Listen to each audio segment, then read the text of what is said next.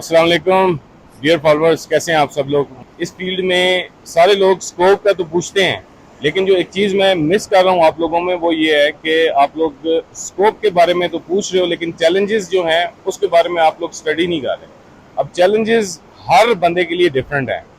किसी के लिए क्या चैलेंज है और किसी के लिए क्या चैलेंज है। आप सारे बस देखते हो, एक या दो वीडियोस देखी और सोचा कि बड़ी आसान फील्ड है, इसमें आएंगे बस बात करेंगे ड्राइवर आपका। ऐसा नहीं है। इसमें आप लोगों को पहले ये देखना है कि आपको इसमें चैलेंजेस क्या क्या आ सकते हैं, क्या आप उस चैलेंजेस से नबर्द आजमा हो सकते हैं कि नहीं हो सकते, और फिर आप सोच के इस फील्ड में आएँ और अपनी सारी स्टडी करें इस बारे में और देखें कि आप इसमें काम कर सकते हैं नहीं कर सकते। फिर ये वीडियो आप पूरी देखेंगे तो मैं आपको चैलेंजेस वर्सेस स्कोप का एक हल्का सा कंसेप्ट समझाऊंगा, बाकी स्टडी आपने खुद करना है। नंबर वन ये है कि चैलेंजेस, एक तो मतलब जो चैलेंजेस मेरे लिए हैं वो चैलेंजेस आपके लिए नहीं हो सकते, वो चैलेंजेस आपके साथ जो दूसरे बंदे काम कर रहे हैं उनके लिए एक जैसे नहीं हो सकते। हर किसी के लिए चैलेंजेस डिफरेंट हैं। पहली चीज़ तो ये समझने की ज़रूरत है, यानी किसी को देखा देखी आपने इस फील्ड में नहीं आना। ये देखना है कि मतलब मुझे इस फील्ड में क्या चैलेंजेस पेश हो सकते हैं। अब मैं थोड़ा सा मतलब चैलेंजेस जो नॉर्मली पेश आ रहे होते हैं, मतलब मैं 100% तो उसको नहीं वो कर सकता, मैं वो आप लोगों को बताना चाहता हूँ कि किस तरह के मतलब चैलेंजेस आपको आ सकते हैं। कोई बंदा है, इसमें जाहिर बात है इसमें पैसे लगते हैं, आपको LLC बनानी पड़ती है, आपको इसमें सॉफ्टवेयर खरीदने पड़ते हैं। अगर आप इंडिपेंडेंट लेवल पे भी काम करना चाहते हैं तो एक तो ये फुल टाइम काम है। मतलब मैं नहीं समझता कि बिल्कुल आप जो जिस तरह की मार्केट कंडीशन आजकल हुई है तो आप इसको एज अ पार्ट टाइम समझ के करना थोड़ा सा चैलेंजेस है। देख लें कि आप उसको कॉप अप कर सकते हैं नहीं कर सकते। आप जो भी कारोबार कर रहे हैं, जो भी आप नौकरी कर रहे हैं और ड्यू टाइम है वो आप इसको दे सकते हैं कि नहीं दे सकते। अगर आप इसको ड्यू टाइम दे सकते हैं तो फिर आप इस फील्ड में आएँ, क्योंकि ये नहीं है कि आप कहेंगे मैं 2 घंटे दे दूँ 3 घंटे दे दूँ। वो काम हो सकता है, लेकिन वो तब हो सकता है जब आपको कम अज़ कम इस फील्ड में 1 साल हो चुका हो, आपकी कोई टीम बन चुकी हो, आपने जस्ट मैनेज करना हो। कम से कम जो ऑन दी एवरेज टाइम लगता है वो आपको 3 मंथ 4 मंथ लग जाते हैं। मतलब उससे जल्दी सेटल होना बड़ा मतलब मुश्किल काम है इसमें। दूसरी चीज़ आपने इसमें ये देखनी है कि क्या सिर्फ आप एक या दो वीडियोस देख के तो मोटिवेट होकर इस काम में नहीं आ रहे। आपने क्या पूरी स्टडी कर ली है, पूरी वीडियोस आपने मेरी जो, मैं ये नहीं कहता कि सिर्फ आप मेरा चैनल देखें, लेकिन होता ये है कि जब आप बहुत ज़्यादा करना शुरू कर देते हैं, सर्च करना शुरू कर देते हैं। मैंने एक खालस नीयत के साथ ये चैनल बनाया कि जिसमें मैंने कोई चीज़ मख्फी नहीं रखी और कोशिश की है कि सारी मालूमात आपको इसमें प्रोवाइड की जाए और जो भी लेटेस्ट अपडेट्स आ रही होती है वो भी मैं साथ साथ आपको दे रहा होता हूँ। तो एक दफ़ा एक वीडियोस की जो पूरी सीरीज़ है, प्लेलिस्ट से नहीं, 1 बाय 1 वीडियो से आपने देखनी है, ठीक है। वो आप देखें, आप कंप्लीट उसको अंडरस्टैंड करें, अपने नोट्स वगैरह बनाएं और फिर सोचें कि क्या आप इस फील्ड में आ सकते हैं कि नहीं आ सकते, ठीक है। और ये नहीं कि एक दो वीडियोस देखी और उसके बाद इस फील्ड में आने का आपने सोच लिया। प्रॉपर आप वीडियोस देखें, मैक्सिमम आप मतलब जो पहली फर्स्ट 15 वीडियोस के बाद ही आपको कंसेप्ट क्लियर हो जाएगा और आपको ये चीज़ समझ आ जाएगी क्या ये फील्ड आपके लिए है कि नहीं है। और इसी तरीके से नेक्स्ट चैलेंज जो नॉर्मली पेश आता है वो ये आता है कि अब कुछ लोग हैं जिनके पास फाइनेंस तो है लेकिन उनके पास टाइम नहीं है, जैसे मैंने पहले डिस्कस किया था, और कुछ लोग ऐसे हैं जिनके पास टाइम है उनके पास फाइनेंस नहीं है।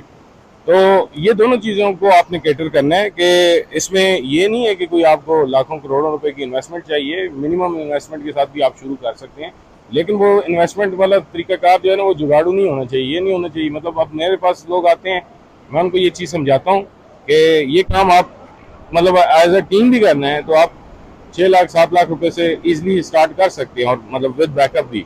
लाजमी नहीं है कि आपके पास एक बड़ी टीम होगी तो फिर ही आपका ये काम स्टार्ट होगा। आप 2-4 बंदों से 6 बंदों से आइडियल है, आप इससे काम स्टार्ट करें, स्लोली एंड ग्रेजुअली अपनी आप टीम बढ़ाते रहें। अच्छा, ये चीज़ आपने खुद देखनी है कि मतलब अब टाइम वर्सेस फाइनेंस को आपने कैसे मैनेज करना है। और इसके अलावा एक चीज़, एक चैलेंज और जो सबसे ज़्यादा और मेरा ख्याल है सबसे बड़ा चैलेंज है इस फील्ड में, वो है आपकी कम्युनिकेशन का। अब इसमें मेरे पास कुछ लोग ट्रेनिंग के लिए आते हैं तो उनमें एक चीज़ मतलब मुझे बड़ी अच्छी लगी कि कुछ लोग ऐसे थे जिनकी कम्युनिकेशन अच्छी नहीं थी।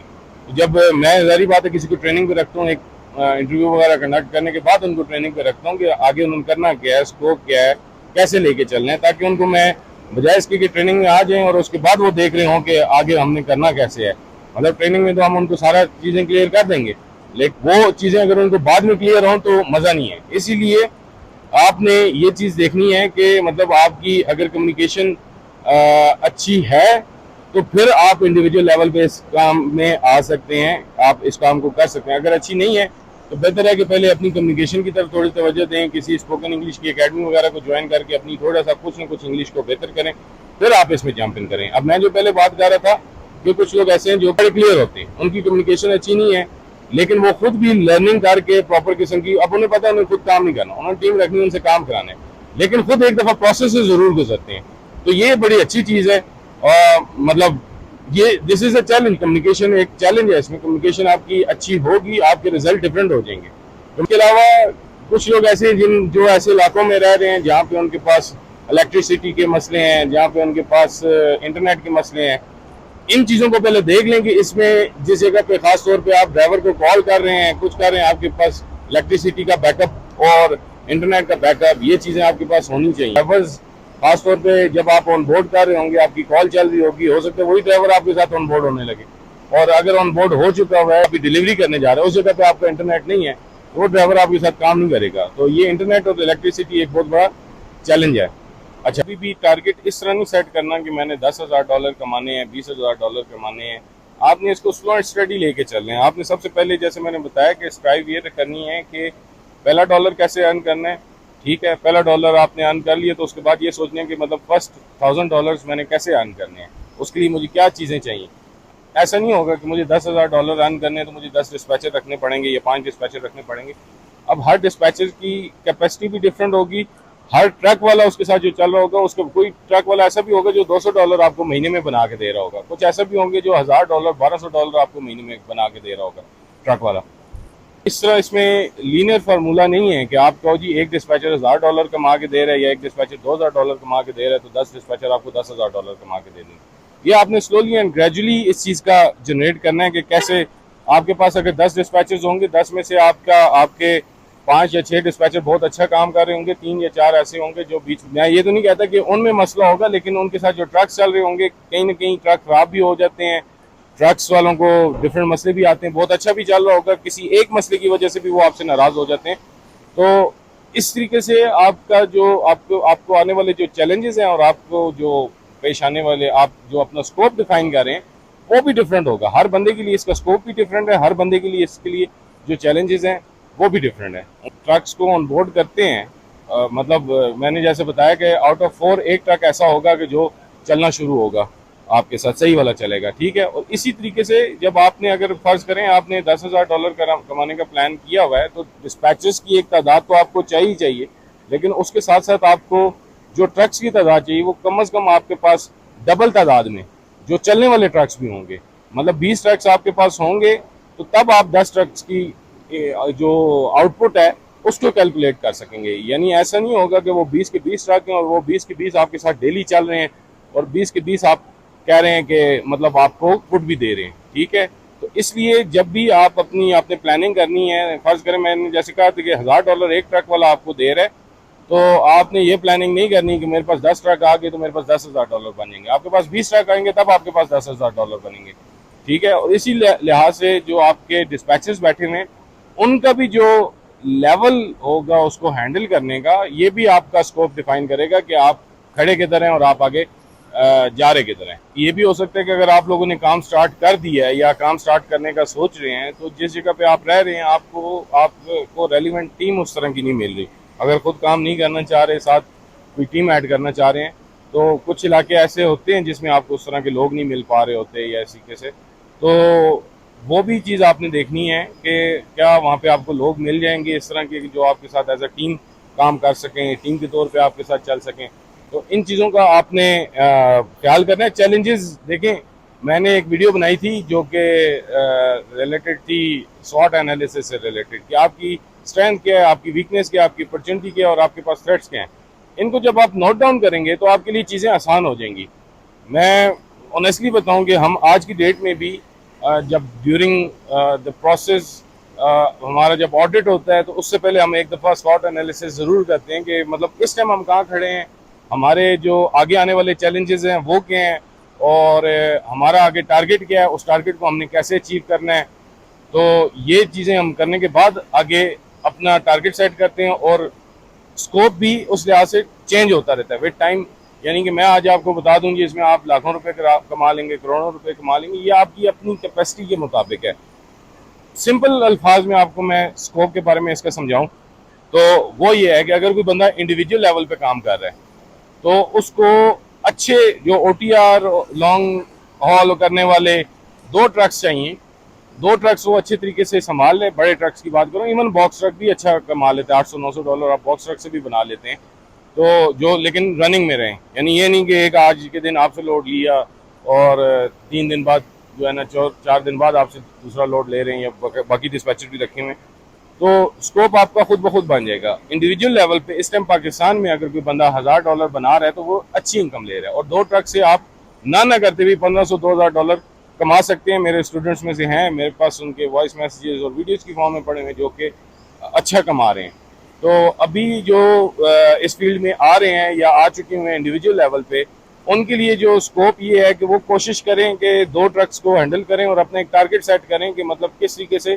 अच्छा, मैं यहाँ ज़मीनन एक और बात आप लोगों को बताता चलूँ कि अब जब आप लोग टारगेट सेट करते हैं ना कि मुझे $1000 कमाने हैं, मुझे $2000 कमाने हैं, मेरा इतना खर्चा है, तो टारगेट सेट करने से पहले आपने सबसे पहला जो काम करना है किसी भी ऑनलाइन फील्ड में, ये नहीं खाली ट्रक डिस्पैचिंग की फील्ड में, वो काम आपने ये करना होता है कि सबसे पहले आपकी जो स्ट्राइव होनी चाहिए, जो कोशिश होनी चाहिए, वो होनी चाहिए कि आपने पहला डॉलर कैसे अर्न करना है।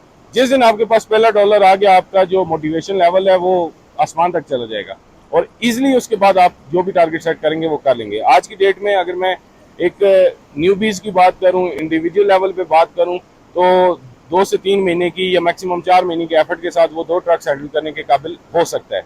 और टारगेट भी अपना शुरू में यही रखें कि मुझे 1 या 2 ट्रक्स ही हैंडल करने हैं। इससे ज़्यादा आप स्टार्ट में हैंडल करने की कोशिश करेंगे तो आप खराब होंगे। और अपना टारगेट सेट करें, $2000 मुझे निकालने ही निकालें। $2000 इस टाइम पाकिस्तानी 5.5-6 लाख रुपया बनता है, तो जो कि किसी इंडिविजुअल के लिए कम नहीं है। स्लोली एंड ग्रेजुअली इंशाल्लाह आप इंक्रीज करते जाएंगे। और जैसे मैंने एक पिछली वीडियो में बताया था कि इसमें आपने सेल्स नहीं रोकनी। अगर आप कमाना शुरू हो गए, $1000 भी कमाना शुरू हो गए, 30-40 हज़ार पे एक लड़का रखें जो आपके साथ कम्युनिकेशन करता रहे और जो आपके लिए सेल्स का काम करता रहे, ताकि आपका अपना काम जारी रह सके। इसी तरीके से आप जो लोग एज अ टीम काम कर रहे हैं, अपनी टीम बना के काम कर रहे हैं, उन लोगों के लिए ये है कि एक रियलिस्टिक टारगेट सेट करें। इस टाइम अगर आपके पास 6 बंदों की टीम है, जिसमें से 2 या 3 आपके पास डिस्पैचर्स हैं और 2-3 आपके पास सेल्स पर्सन है, तो आपने जो टारगेट सेट करना है शुरू में या आज की डेट में, कोशिश करें कि एक जो आपका डिस्पैचर है, अगर उसका 6 महीने से कम तजर्बा है या इवन 1 साल से भी कम तजर्बा है, उसको आप 2 ट्रक से ज़्यादा मत हैंडल करने दें। 2 ट्रक उसको हैंडल करने दें, और इसी तरीके से जो आपके पास सेल्स आती रहे, साथ साथ बंदे ट्रेन करते रहें और आप अपना काम करते रहें। अगर आपके पास, मतलब मैं जैसे कह रहा हूँ कि आपके पास 3 डिस्पैचर हैं, तो आपका टारगेट $6000 का होना चाहिए। अब स्कोप इस फील्ड में ऐसे है कि ऐसा नहीं होता कि आपने कॉल की, कोई ड्राइवर आपके पास आ गया और वही आपके साथ लॉन्ग हॉल में चलना शुरू हो गया। इसमें जो आजकल की डेट में अगर मैं देखूं तो जो प्रोसेस चल रहा है वो ये चल रहा है कि 4 ट्रक्स वाले आपके साथ हामी बनेंगे, उन 4 ट्रक्स में से 2 आपको जवाब ही नहीं देंगे अपने डॉक्यूमेंट्स भेजने के बाद भी, और 2 जो जवाब देंगे आपको, उनमें से भी एक शायद ऐसा हो कि जो आपके साथ चलना शुरू हो। अच्छा, होता ये है कि लोग परेशान हो रहे होते हैं किसी भी ट्रक को ऑनबोर्ड करने में, बाज़ का दिन लग जाते हैं। ऐसा नहीं है कि उसने आपको डॉक्यूमेंट्स भेज दिए वो कल ही आपके साथ डिस्पैच हो जाए। बाज़ का हमें खुद आज की डेट में भी 15 दिन भी लग जाते हैं, 10 दिन भी लगते हैं, 1 महीना भी लग जाता है किसी एक ट्रक को अपने साथ फ्लुएंट करने में, अपने साथ वो उस लेवल पे लाने में कि जिधर वो हमारे साथ चलना शुरू हो। क्योंकि जो भी नया ट्रक आपके साथ ऑन बोर्ड होगा वो आपके साथ ट्रस्ट उस तरह नहीं कर रहा होता। वो उसका ट्रस्ट लेवल कब कायम होता है? उसका ट्रस्ट लेवल तब कायम होता है जब आप उसको 1 या 2 लोड दे चुके होते हैं, वो आप उसको उसके साथ उसको उसकी पेमेंट मिल चुकी होती है। जब उसको पेमेंट मिल चुकी होती है फिर उसका ट्रस्ट लेवल कायम होता है, फिर आपके साथ वो चलता है। 2-4 लोड से पहले आपके साथ वो नहीं चलता। फिर आपका स्कोप और एक दूसरे किसी डिस्पैचर का या दूसरी डिस्पैच कंपनी का स्कोप डिफरेंट हो जाता है जब आपका एक ब्रोकरेज नेटवर्क बनना शुरू हो जाता है। ब्रोकर्स जो है वो कोशिश करते हैं ईमेल्स के थ्रू जिन डिस्पैचर्स के साथ वो चल रहे होते हैं या जिन ट्रक्स वालों के साथ वो चल रहे होते हैं, तो उन्हीं को ही वो प्रोवाइड कर देते हैं, तो उसके बाद जाके वो दूसरे उसको प्रोवाइड करते हैं। तो ये चीज़ें समझेंगे तो आपको अपना स्कोप खुद ही समझ आ जाएगा कि यार इसमें स्कोप है क्या। ठीक है, तो जैसे कि मैंने पहले बताया कि जो इंडिविजुअल लेवल पे काम कर रहा है उसको सिर्फ इस टाइम कोशिश करनी है कि 2 ट्रक्स हैंडल करे, और जो अगर 5 से 6 बंदों की टीम है, एक डिस्पैचर को, मतलब जितनी भी आपके पास टीम है, 2 ट्रक्स का टारगेट दें, हर एक डिस्पैचर से 2 ट्रक्स का वो करा के और आप आगे निकलें। जिनका साल से ज़्यादा का एक्सपीरियंस है उसको तीसरा ट्रक आप वो पहुँच। तो उम्मीद करता हूँ आप लोगों को ये चीज़ पसंद आई होगी। इंशाल्लाह आगे आने वाले टाइम में या वापस जाके मैं और मज़ीद वीडियोस भी बनाऊंगा, जिन जो जो आपकी क्वेश्चंस क्यूरीज हों। यूट्यूब के चैनल पे भी आप कमेंट्स कर सकते हैं, और इसके अलावा पर्सनल लेवल पे भी मुझसे पूछ सकते हैं। इंशाल्लाह मैं इन सब बातों का जवाब दूंगा, और मार्केट भी साथ साथ आप लोगों को अपडेट करता रहूँगा। बहुत शुक्रिया।